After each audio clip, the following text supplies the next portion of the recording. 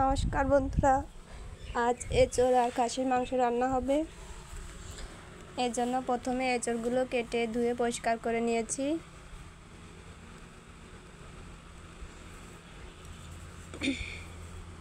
আর এই যে এদিকে খাসির মাংসগুলো ধুয়ে নিয়েছি।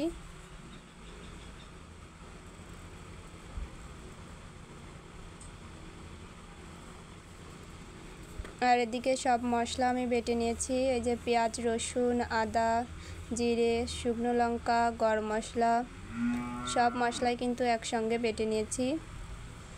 এখন কড়াইতে প্রথমে সাদা তেল দিয়ে দিচ্ছি।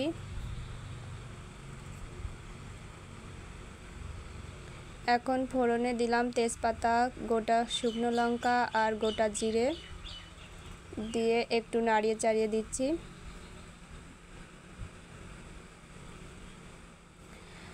এর ভিতর চুই ঝাল দিয়ে দিলাম। আমাদের খুলনাতে কিন্তু চুই ঝালগুলো বিখ্যাত বেশি। এই যে সব বাটা মশলাগুলো দিয়ে দিলাম।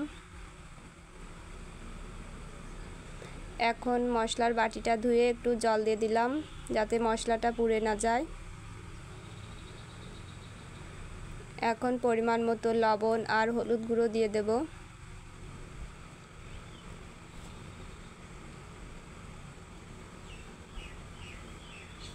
এখন মশলার ভিতর খাসির মাংসগুলো দিয়ে দিলাম, দিয়ে নাড়িয়ে চাড়িয়ে দিচ্ছি।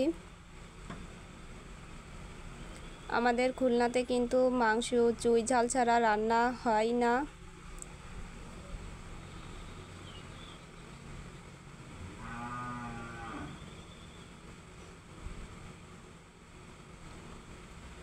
মাংসগুলো একটু কষাই করে নেওয়ার পরে এঁচড়গুলো দেব।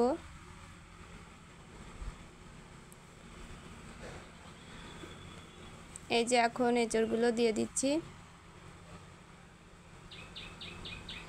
দিয়ে ভালোভাবে নাড়িয়ে চাড়িয়ে কষাই করে নিতে হবে।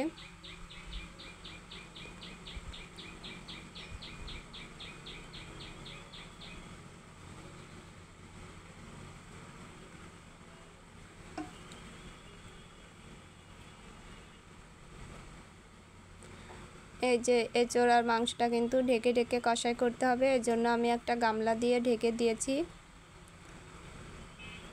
এখন গামলাটা তুলে একটু নাড়িয়ে দেব।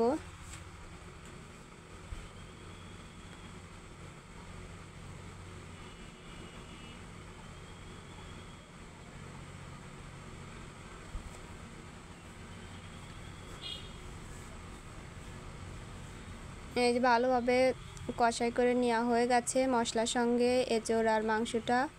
এখন আমি গরম জল দিয়ে দিচ্ছি।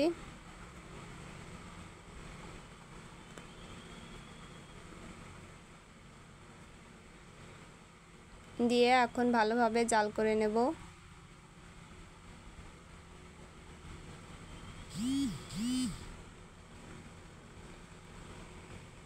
এই যে ঝোলটা ফুটে উঠেছে, যেহেতু আমি গরম জল দিয়েছিলাম এজন্য তাড়াতাড়ি ফুটে উঠেছে।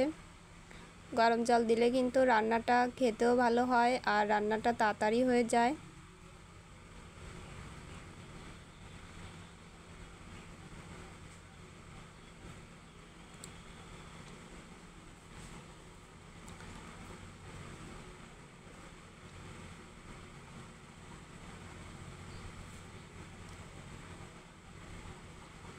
এখন আবারও আমি ঢেকে দেব। ঢেকে ঢেকে রান্না করলে কিন্তু তাড়াতাড়ি সব কিছু সিদ্ধ হয়ে যাবে ভালো করে।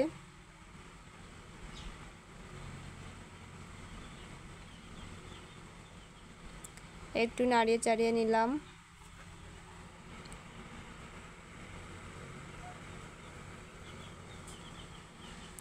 নিয়ে এখন ঢেকে দিলাম।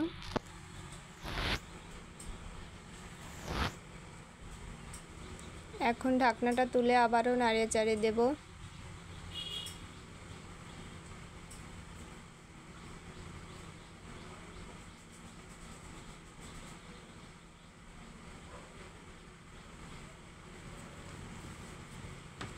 এই খাসির মাংস দিয়ে এঁচড় রান্না করলে কিন্তু খেতে অনেক মজা লাগে। আপনারা চাইলে বাসায় এরকমভাবে রান্না করে খেতে পারেন। এখন এর ভিতর সামান্য পরিমাণে চিনি দিয়ে দিলাম। খুব অল্প পরিমাণে চিনিটা দিতে হবে, খুব বেশি চিনি দিলে কিন্তু ভালো লাগবে না।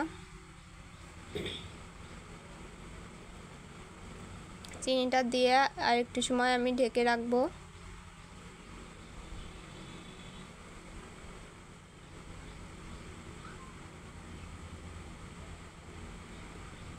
এই যে ঢাকনাটা তুলে আবারও নাড়িয়ে নিচ্ছি। রান্নাটা কিন্তু হয়ে এসেছে।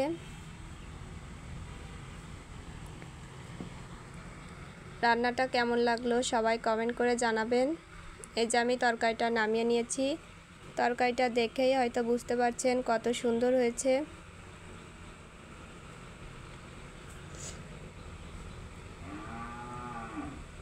কত সুন্দর একটা কালার হয়েছে।